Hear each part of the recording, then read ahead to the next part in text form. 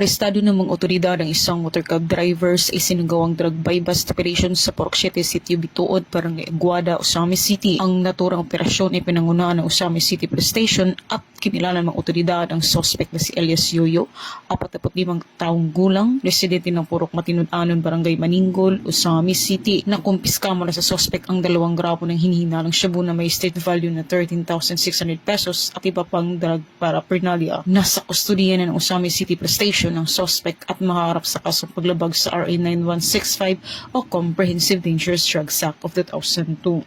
Mula dito sa Camp Capistrano, Busa, Cagayan de Oro City, ako ang inyong PNN correspondent, Patrolwoman Sarabemba Tumalaki, alagad ng batas, taga-taguyod ng Balitang Pulis.